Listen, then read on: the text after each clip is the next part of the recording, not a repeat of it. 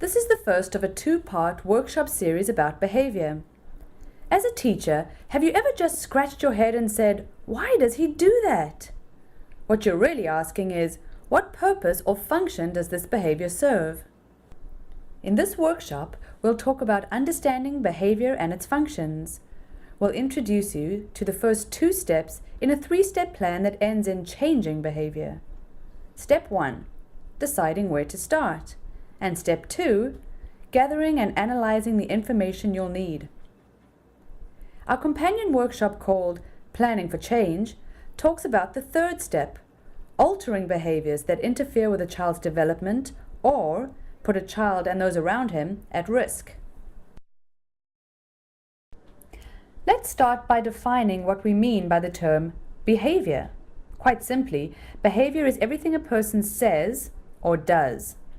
For a developing child, the function of almost all behavior is to make a change in the immediate environment, to escape or obtain attention, activities, objects, or sensory stimulation.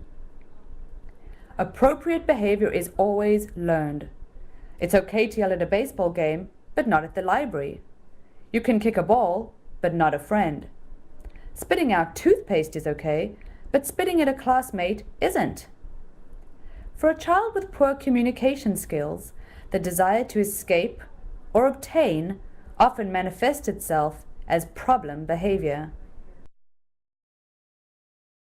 Let me give you an example. Shayna wants to play with a toy that another child is using. She begins to scream very loudly. The other child gives it to her and leaves the play area. In this example, the function of Shayna's behavior is to obtain a desired object. The other child behaves by escaping. Shayna may also use some other behaviors to serve the same purpose. Instead of screaming, she may hit the other child or grab the toy. Same function, to get the toy, different behavior. Sometimes Shayna uses the screaming behavior to serve a different function. At cleanup time, when Shayna is asked to pick up the blocks, she screams very loudly. In this situation, the behavior is serving an escape function. Shayna is communicating, "I don't like picking up the blocks, it's too hard." In another example, Carla always has problems at circle time. She often pushes other children or squirms away from the group. Carla's pushing and squirming serves the purpose of removing her from a situation where there is too much sensory stimulation. So, while problem behavior can take many forms, identifying the underlying function of the behavior is the key to change. Often, as in the example of Carla at circle time, the purpose of the behavior is not obvious. The road to change takes time and effort. It requires the cooperation and assistance of a team, yourself, parents, your teaching partners, and the child. The first step is to carefully define a specific problem behavior, one from perhaps a number being exhibited by the child. You can't tackle everything at once, so choose carefully. Defining a behavior requires that you include exactly what you see and hear in the definition. For example, saying a child is aggressive is not defining the behavior. Note that the child's behavior includes hitting another child with a clenched fist, shouting at classmates in close proximity, or pinching. Saying a child throws a tantrum is likewise not enough. Describe the tantrums. For example, Benjamin's tantrums include throwing himself on the floor and screaming. Although his screaming stops after just a couple of minutes, he remains on the floor in an agitated state for another 2 minutes until he finally calms down. With a well-defined behavior to focus your attention, uncovering the underlying function of the behavior can begin. Step 2 in our 3-step process is to gather and analyze the clues. Gathering information before you begin planning for change sets you on the right course. Gathering information after you begin a change process will help you confirm that you're on the right course. Your investigation can include both indirect and direct tools. Indirect tools include things like behavioral interviews, such as the Functional Assessment Interview by O'Neill, or behavior rating scales, such as the Motivation Assessment Scale, or MASS, by Durand and Crimmins. We've included these tools and instructions on how to use them in the Positive Behavior Support section of Supported Inclusion. In your detective work, you'll want to ask parents and your teaching team members some important questions. Once you've shared your definition of a problem behavior with the child's parents, you'll need to know: have there been any recent health or medication changes? Have the child's eating or sleeping patterns changed? Have any changes occurred in the family? A new home, a new baby, changes in parents' work schedules, a death in the family? You'll also want to ask parents about the child's behavior at home, especially behavior that's consistent with the problem behavior you're addressing. You'll also want to explore with your teaching team the possible underlying causes of a problem behavior. Have any sudden changes occurred at the daycare or school? For example, moving to a new room, loss of a playmate, or new staff? Are everyone's expectations of the child both developmentally appropriate and consistent? Do teaching materials, equipment, and the physical setup of the room meet the needs of the child? While indirect and informal information gathering can produce valuable and necessary information, direct observation will provide the most accurate. The Positive Behavior Supports Tool section of Supported Inclusion contains a sample of, and detailed instructions for using, a direct observation tool called the ABC Functional Assessment Card.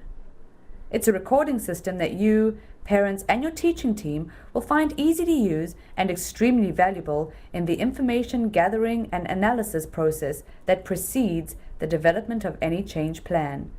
It's as simple as, well, ABC. Everyone in a position to directly observe the child's behavior can use a separate ABC card for each occurrence of the behavior you've defined. A stands for antecedent. You'll record what happened before the behavior, information about what the child and others were doing, where the child was, who was present, and the time of day. B stands for behavior. What did you see and/or hear? C stands for the consequence. What followed the behavior?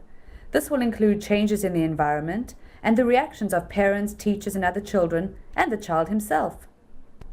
As I mentioned, you'll find detailed information about using the ABC Functional Assessment Card in the Tools section of Positive Behavior Supports, but let me take you through an example. Amanda, our child's name, is at the sink with her teacher Karen. That's the general context. It's 8:20 Tuesday morning, entered on the ABC card as date and time.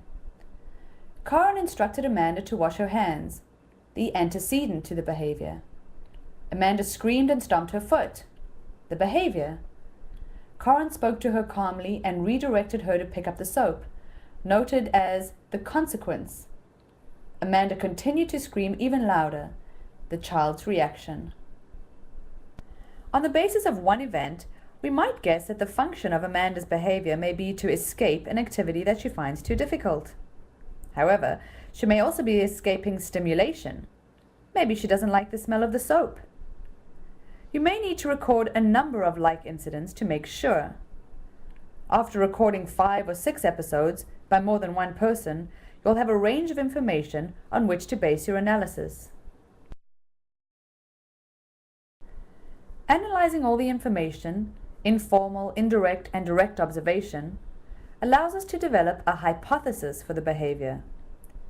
You'll be looking for common trends in your collected information, things like possible patterns in the days of the week, the time of the day, the location and context, and particular people a behavior occurs with. You'll also be looking for what isn't there. In Amanda's hand-washing example, it turns out the behavior was, to her, a clear communication that she doesn't wash her hands without a favorite bath toy, a rubber duck her mother introduced to her hand-washing routine some time ago. After an ABC discussion with Amanda's mother, a hypothesis that she was exhibiting escape behavior was proven wrong. She was actually exhibiting obtain behavior. In Understanding and Changing Behavior Part 1, Why Does He Do That?, we covered the first 2 of 3 sequential steps. I've talked about the need to identify and clearly define a specific problem behavior, step 1. I then introduced you to the power of the ABC Functional Assessment Recording System, a simple way to successfully accomplish step 2, gathering and analyzing critical information underlying a problem behavior. We've included this tool and detailed instructions on how it can be used in the Tools section of Positive Behavior Supports. Throughout the workshop, I've stressed the importance of ensuring that everyone associated with the child, you, your teaching team, and the child's parents, is an essential part of first, understanding the function of a problem behavior, and then solving the problem. When faced with a problem behavior, I'd like to suggest that you may wish to invite your teammates and the child's parents to view this workshop. Everyone starting on the same page can make solutions simpler. Thanks for coming by. When you're ready to implement step 3, start by viewing Understanding and Changing Behavior Part 2, Planning for Change. I'm looking forward to seeing you there soon.